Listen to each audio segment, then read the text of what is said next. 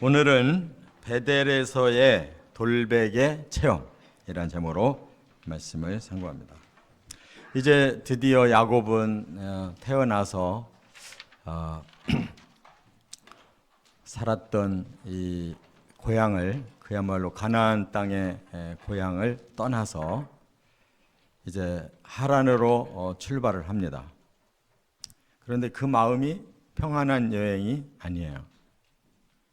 겉으로 명분은 아내감을 찾으러 간다고, 외갓집에 간다고 출발했지만 사실은 에서가 두려워서 일단 피하려고 떠났기 때문에 그 마음이 무척 아주 곤고한 상태에서 출발을 합니다.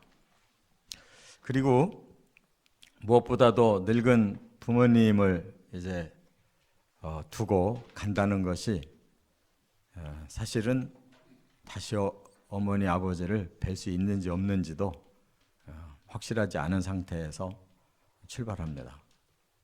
근데 애초에 걱정이 되는 것은 아버지가 연세가 많아서 눈이 먼 상태로 이렇게 살고 계시기 때문에 제일 그게 걱정이었는데, 오히려 하나님의 섭리는 참 이상해요. 이삭은 180세까지 살아요. 그래서 헤어진 지 40년이 넘도록 더 사셔가지고 오히려 야곱이 20년 후에 돌아왔을 때 아버지는 살아계셔요. 그래서 나중에 화해를 했기 때문에 에서와 야곱이 함께 아버지 장례를 치르는 이런 유종의 미를 거두는데, 어머니는 못 만났다. 20년 후에 돌아오니까 이미 어머니 돌아가셨어요. 그런데 이 뒤에 또 다른 한 구절이 있는데, 그게 뭐냐? 유모, 리브가의 유모는 야곱이 돌아온 다음에 돌아가셔서 장례 치렀다라는 말이 나와요. 그건 뭐를 말할까요? 어머니는 결코 못 봐서 너무나 가슴 아픈 결과가 됐다는 뜻이에요. 유모는 장례를 치러주고 어머니는 그 사이에 돌아가셨단 말이에요. 이것이 인생의 비극인 거예요. 가장 가까운 관계가 이렇게 끝까지 평탄하게 살다가 또 자식 앞에서 부모가 먼저 가는 건 당연하지만 또 형제들이 화합해서 장례를 모시는 게 얼마나 아름다워요. 근데 야곱은 어머니와의 그 숨은 그 모략이 결국은 징계가 됐다는 것이고, 지금 이 출발지도 바로 징계의 시작인 거예요. 아내 만나서 바로 돌아오리라 생각했어요. 그런데 에서가 풀리지 않는 거예요. 그래서 끝내 어머니는 가슴 아픈 마음으로 눈을 감았고, 야곱은 본의 아니게 20년을 객지 생활하다가 돌아왔단 말이에요. 자, 그러나 이제 여기에는 하나님의 섭리가 깃들어 있기 때문에 야곱은 인간적으로는 곤고한 인생을 이제 출발했지만 그 속에서도 하나님의 인도하심과 은혜는 있었다는 거예요. 우리 인생이 이 정도만 돼도 다행입니다. 하나님과 함께 영적 교제가 있으면서 인생의 고난을 받는 것은 오히려 그 고통을 통해서 바로 더 하나님을 깊이 만나는 축복의 통로가 된다는 거 깨닫는 저와 여러분 되시기 바랍니다. 자, 그래서 세 가지의 과정이 여기 본문에서 나타나요. 첫째, 10절부터 12절에 보면 하나님은 곤고할 때 야곱을 만나 주셨다 하는 거예요. 우리 인생의 곤고함은 결국 하나님을 만나는 축복의 통로다라는 걸 말씀하고 있는 거예요. 부엘세바에서 출발해서 이제 하란을 가는데, 이 베델이라는 곳에 본래 그 이름은 루스예요. 그런데 야곱이 하나님 만난 다음에 야곱이 지은 이름이 베델이라고 지었다고요.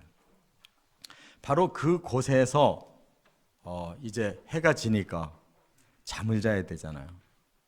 그런데 얼마나 짐을 안 가지고 그냥 황급하게 도망 나왔는지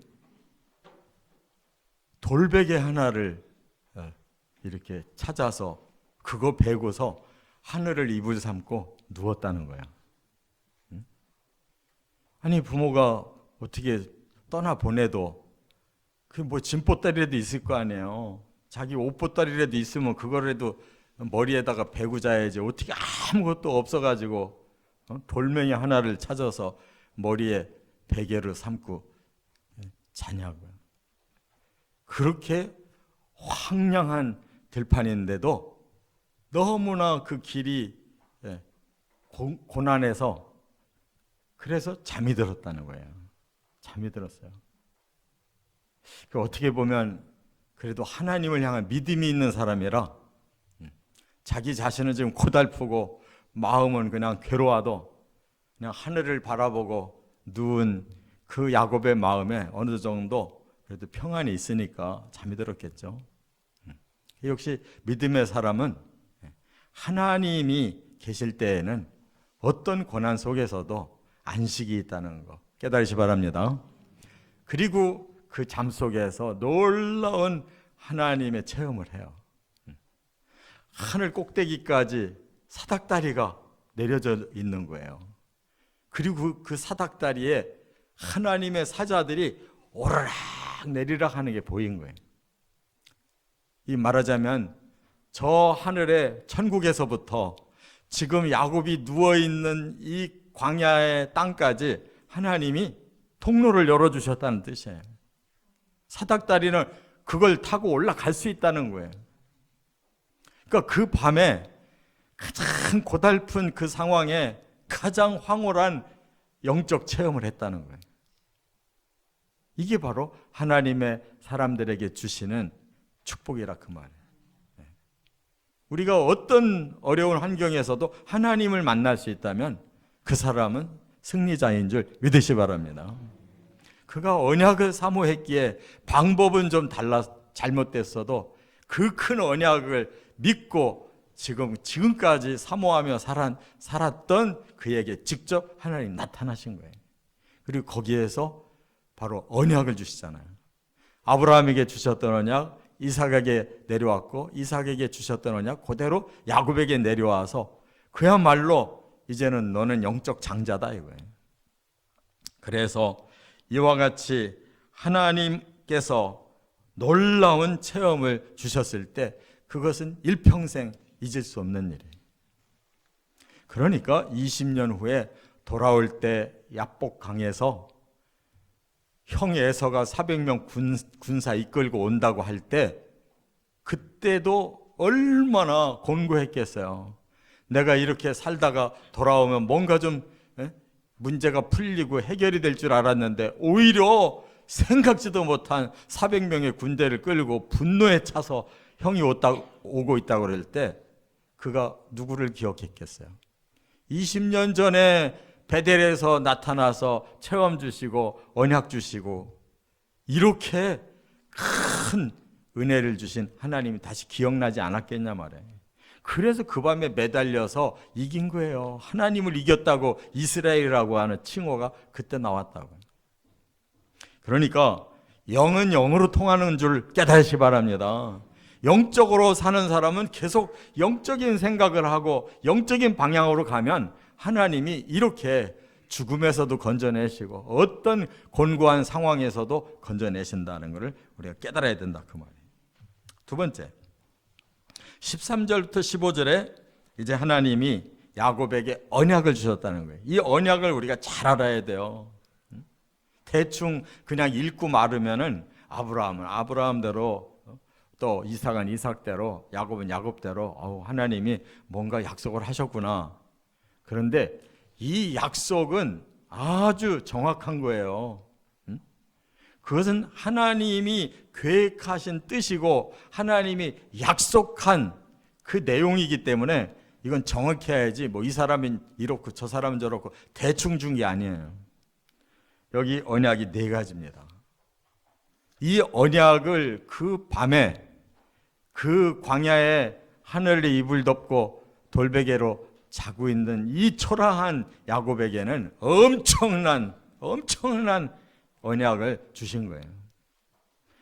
첫째가 뭐냐? 여기 뭐라고 그랬어요? 나는 아브라함의 하나님, 이삭의 하나님, 이제 나는 너의 하나님이다 라고 말씀했어요. 이게 얼마나 중요한 일이에요. 아브라함의 하나님이 이삭의 하나님이고 이삭의 하나님이 너 야곱의 하나님이다. 근데 여기에 원어는 현재형을 쓰고 있어요. 항상.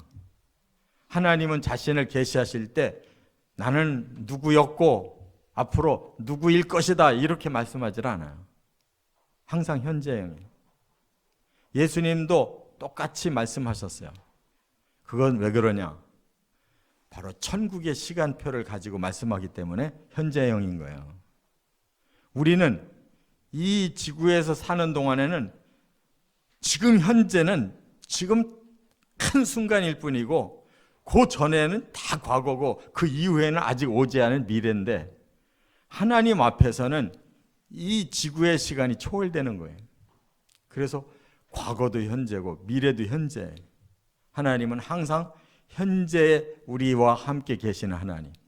대를 이었어도 그 대는 하나님 안에서는 한 세대밖에 안 되니까 그 믿음 가지시 바랍니다. 두 번째는 여기 보니까 이 땅이 너와 네 자손의 땅이다 이렇게 말씀했어요. 지금 이 땅이 어디냐? 베델인데요. 이 베델은 말하자면 가나안 땅의 한 중앙이에요. 그래서 네가 동쪽으로 서쪽으로 북쪽으로 남쪽으로 다 너의 땅이 될 것이다 라고 한 중앙에서 말씀하셨다. 그러니까 하나님은 굉장히 뜻이 깊어요. 아무 데서나 말씀한 게 아니고 야곱이 한 중간에 왔을 때, 가나안 땅에 한 중간에 왔을 때 바로 하나님이 거기서 만나 주셨단 말이에요. 여러분, 벳엘이라는 것이 이게 하나님의 집이라는 단어의 준말이에요. 하나님은 엘로힘이잖아요. 근데 거기에 엘자가 바로 여기 하나에 붙는 거예요. 그리고 또 이 집이라는 말이 이 바이트라고 하는 말인데 벳이라고 하는 이 준말이란 말이에요. 그래서 벳엘 그러면 하나님의 집이에요. 여기가 하나님의 집이다. 여기가 말하자면 결론이면서 여기가 바로 시작이다. 그래서 하나님의 집이며 하늘의 문이다 그랬어요. 하나님의 집에 들어가면 그때부터 하늘나라가 펼쳐지잖아요. 그 하늘나라에 여기가 문이다, 시작이다 이거예요. 너는 오늘 바로 그 시작을 하고 있는 것이다. 이렇게 놀라운 언약을 주셨어요. 그래서 결국 이 베델은 그 후에도 계속 중요한 하나님의 만나는 장소가 돼요. 베델은 20년 후에 하나님 앞에 돌아와서 이걸 까먹었다가 10년을 살고 나서 다시 하나님이 계시하셔요. 베델에 가서 재출발하고 있다. 그리고 이스라엘 나라는 이 베델이 계속 하나님을 만나는 신령한 제단이 돼요. 그런데 여로보암이 북이스라엘을 세우면서 거기다가 저 이집트의 신전과 이 짬뽕을 만들어 가지고 우상의 제단이 돼 가지고 망한 땅이란 말이에요. 하나님의 집이라고 야곱이 체험하고 거기에 제단을 쌓은 그 거룩한 땅을 역사가 흐르면서 이스라엘은 거기를 우상의 본거지로 만들었다. 거기하고 좌우에 단이라는 곳을. 그래서 북이스라엘 완전히 망한 거란 말이에요. 하나님의 집을 우리가 중요하게 여겨야지 하나님의 집을 이렇게 잊어버리고 살면 그곳은 마귀의 터가 돼버리는 거예요. 오히려 전화위복이 돼야 되는데 갈수록 망해버리는 땅이 돼버리고 말았다는 거예요. 그렇기 때문에 우리는 항상 하나님의 집이 결론이 되면서 출발이 돼야 될 줄 믿습니다. 뭐든지 시작할 때 하나님의 집에서부터 시작하는 거고 결론도 하나님의 집에서 나야 된다 그 말이에요. 그 다음에 또 하나 약속이 뭐예요? 자손이 땅의 티끌처럼 되리라. 이 티끌 자체는 굉장히 천한 거예요. 그런데 여기서 말하는 건 많다는 뜻이에요. 너희 하나하나는 약한 존재지만 내가 너희들을 큰 공동체로 축복할 거야. 그 말이에요. 그래서 오늘까지 이 역사 속에서 아브라함과 이삭과 야곱의 그 핏줄도 이렇게 이 세상에 지금 변성해 있어요. 뿐만 아니라 또 영적인 자손 말할 필요도 없이 그 역사 속에서 예수 그리스도의 백성들은 너무너무 많은 거예요. 지금까지 왔다 간 사람들 다 계산해 보자고. 얼마나 많겠어요? 이와 같이 하나님의 약속은 돌베개를 베고 자는 그 초라한 야곱에게 주셨으나 그 약속만큼은 어마어마한 내용이기 때문에 이렇게 성취되고 있다는 거 믿으시 바랍니다. 또 하나는 뭐냐? 모든 족속들이 너와 네 자손 때문에 복을 받으리라 그랬어요. 그러니까 아브라함에게도 너는 복의 근원이 될 거야. 이삭에게도 똑같이, 야곱에게도 똑같이 너가 복의 근원이 되게 할 거야. 그래서 아브라함, 이삭, 야곱의 자손으로 이어지는 선민을 통해서 하나님은 말씀을 보내셨고 하나님은 예수님을 보내셨고 하나님께서 이 역사의 그 영적인 눈동자로 삼아서 이처럼 인류를 구원하고 계시는 줄 믿습니다. 그리고 마지막 약속이 뭐냐? 네가 다시 돌아올 때까지 내가 항상 너와 함께하고 너를 반드시 지켜서 이 자리로 오게 할 거야. 그래서 그대로 됐습니까? 안 됐습니까? 20년 후에 바로 여기로 돌아올 수 있도록 하나님께서 지켜주셨단 말이에요. 언약은 이랬다 저랬다 하는 게 아니고 한 번 하나님이 하신 말씀은 틀림없이 그대로 지금 5가지를 하나님이 말씀하셨는데 다 이루어 주셨어요. 문제는 사람이 못 지켰다는 게 문제인 거예요. 하나님은 그대로 지켰어요. 사람이 지키지를 못해서 이렇게 흥망성쇠가 역사 속에 계속 오고 있는 거예요. 우리 시대에 바로 이 언약을 우리가 굳게 믿는다면 바로 그 사람들에게는 하나님이 이 언약대로 다 주신다는 걸 깨달으시 바랍니다. 끝으로 세 번째, 16절부터 22절까지는 야곱은 하나님께 서원을 했다는 거예요. 이게 대단히 중요한 일이에요. 여기 20절에 보면 서원이라는 말이 나오는데 이 서원은 우리 한자로 말하면 맹세할 서예요. 맹세를 한다는 거예요. 그리고 내가 원한다. 자원할 원이에요. 그러니까 누가 너 맹세해 해서 맹세한 게 아니고 내 스스로 우러나서 맹세했어요. 그렇다면 이건 뭐냐? 반드시 지켜야 될 약속이라는 뜻이에요. 하나님 앞에 반드시 지켜야 될 약속이에요. 내가 우러나서 하나님 앞에 맹세했기 때문에 이걸 함부로 하는 게 아니에요. 그래서 그런데 뭐라고 조건을 붙였냐 하면 하나님께서 무사히 저를 돌아오게만 하신다면 오자마자 여기에다가 제단 쌀 겁니다. 그리고 오자마자 제가 그동안 하나님이 축복해 주신 거 그 중에 10분의 1을 하나님께 바칩니다. 이렇게 약속했다고. 지켰어요? 못 지켰어요? 못 지켰어요. 이게 문제인 거예요. 그러니까 시련이 계속 되는 거예요. 하나님은 약속해놓고 싹 잊어버렸다고요. 이렇게 철석같이 약속해놓고 가서 20년 사는 동안에 다 잊어버린 거예요.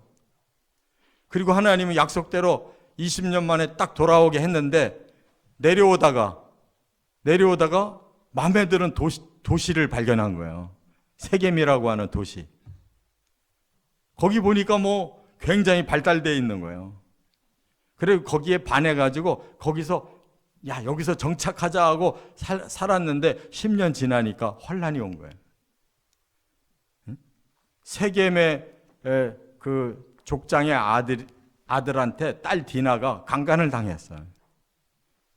그러니까 야곱은 그래도 인생을 사는 사람이라 마음에 침착하게 대처를 하려고 그러는데 이 아들들은 그게 아니잖아요. 둘째 아들, 셋째 아들이 열이 나가지고 이것들 다 죽여야지 안 되겠다. 그리고는 먼저 제스처를 해요. 이렇게 기왕 됐으니 그냥 우리 양집에 혼인하고 지내면 좋겠다. 그런데 우리는 할례를 받은 사람이다. 당신들도 할례를 받는다면 이 혼사가 이루어질 거다. 그러니까 그 족장의 아들이 이 디나에게 아주 눈이 멀어버렸거든요. 그러니까 바로 세겜족들 전체가 남자들을 다 할례를 시켰어요.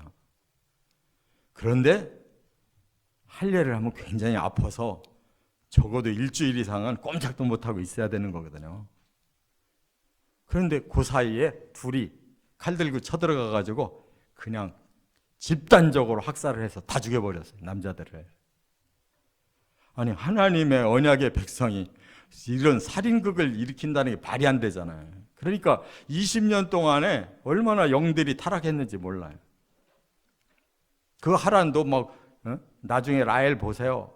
막 개인 집에 우상이 있잖아요. 그것도 아버지 걸 훔쳐가지고 내려왔단 말이에요. 이런 영적인 사람들이 과연 베델을 기억했겠냐. 야곱도 그렇고. 그래가지고 이 세겜족이 친인척들이 있잖아요. 거기에 다 형제 자매들이 다 거기 나라를 점점 이루고 있는데 가만히 있겠냐고. 죽이겠다고 달려들고 포위하니까 이제는 꼼짝없이 죽는 거예요. 그런데 하나님이 그때 야곱에게 너 베델로 올라가라 이렇게 말씀하고요. 얼마나 두렵고도 기뻤겠어요. 꼼짝없이 죽는데 베델을 기억하게 한 하나님이 베델로 올라가래요. 근데 지리적으로는 내려가는 거예요. 세겜에서 더 내려가야 베델인데 올라가라는 뜻이 뭐예요? 거기가 하나님 집이라는 거예요. 그러니까 항상 하나님 중심으로 지리적으로 내려가지만 예루살렘도 마찬가지로 내려가야 하는 지역인데도 예루살렘으로 올라가라 이렇게 말씀한단 말이에요. 할렐루야. 그래서 살아났단 말이에요. 그래서 34장에서 그 엄청난 환란이 일어났는데 35장에서 베델로 올라가라 그러니까 정신이 번쩍 들어가지고 야 우상 딴지들 다 내버려. 우리 목욕 재개하고 이제 하나님 만나러 가야 된다. 그러고 베델로 갔단 말이에요. 그랬더니 하나님이 그 세겜족 주변에 그 막 열이 나 있는 사람들을 다 막아주신 거예요. 그래서 빠져나왔단 말이에요. 근데 베델에 들어갔는데 어떻게 했어요? 제단만 쌓고 이 사람이 11조를 잊어버렸는지 아까워서 못했는지 그냥 입 싹 닦아버렸어요. 그러니까 그 다음 인생이 물질적으로 궁핍할 수밖에 없는 거예요. 그래서 오죽 힘들었으면 이집트까지 식량 사러 갔냔 말이에요. 그러니까 다 앞뒤가 있는 거예요. 깨달으시 바랍니다. 깨달아야지. 이걸 못 깨달으면 영이 통할 수가 없고 육도 통할 수가 없고 물질도 통할 수가 없는 거예요. 하나님이 외삼촌에게 다 뺏길 수밖에 없는 걸 뒤늦게 그의 소원을 하나님이 아시고 그가 막 트릭을 써가지고 짐승 날려고 할 때 아니 유전법칙이 있잖아. 그 짐승들이 교미하는 자리에서 딴 거 뭐 하나 갖다가 놓고 쳐다보고 교미했다고 유전자가 바뀌냐고. 그런 법 알아요? 절대 안 바뀌는 거야. 그런데 그냥 하나님이 인심을 써준 거야. 그냥 노력을 하니까 이렇게라도 보고 교미를 하면은 내가 원할 수 있는 그 얼룩진 게 나오겠지 하고 기대감에서 했는데 하나님이 그냥 준 거예요. 그래서 선물로 받아서 왔으면 11조를 당연히 하고도 남아야지. 10년 동안 엉뚱한 짓 한 것만 해도 죄송한데 이제 베델로라고 힌트를 줘가지고 왔으면 제대만 쌓고 입 닫고 가면 되겠냐고. 그렇지 않습니까? 이치가 그렇잖아요. 뻔한데도 사람들은 이거 욕심이 우선 생겨가지고 베델을 갔어도 제단만 쌓고 만단 말이에요. 제단 쉬우니까, 물질 내놓는 게 힘들으니까. 이렇게 신앙생활 하는 사람들 때문에 하나님께서는 항상 섭섭한 거예요. 하나님 무슨 재산을 뭐 가지려고 할 필요가 있어요? 다 하나님이 원하면 다 생기고 하나님이 버리면 다 없어지는 건데. 정신 차리시기 바랍니다. 왜 우리가 이렇게 이 모양으로 살고 있는지를 한번 돌아보란 말이에요. 얼마나 노력하고 별짓 다 했는데 왜 이렇게 사는지를 한번 생각해 보란 말이에요. 그 다음에 하나님께서 이렇게 구출을 해 주실 때 한번 과거를 돌아볼 필요가 있어요. 11조 하니까 누가 생각나요? 할아버지 생각난단 말이에요. 왜? 창세기 14장에 롯이 붙잡혀 갔다는 말을 듣고 그냥 용기 백배 해가지고 그 이 윗동네 메소포타미아에 발달한 동네에 왕들을 대적했잖아요. 그래서 이기고 롯을 구출해 왔잖아요. 그때 살렘 왕이 멜기세덱이 딱 나타났어요. 그가 누구라고 그랬어요? 그리스도라고 그랬어요. 그랬더니 야곱은 서원을 해놓고도 안 지키고 다시 힌트를 줘도 안 지키는데 아브라함은 살렘 왕을 딱 보더니 바로 영감으로 느낀 거예요. 이건 하나님의 사자가 지금 오셨구나, 나를 위해서. 그래서 그 자리에서 그냥 11조를 바쳐버려요. 얼마나 아브라함과 야곱이 얼마나 신앙의 차이가 있냐고.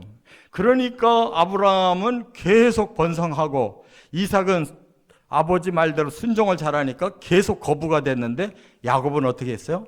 쫄딱 망했다니까.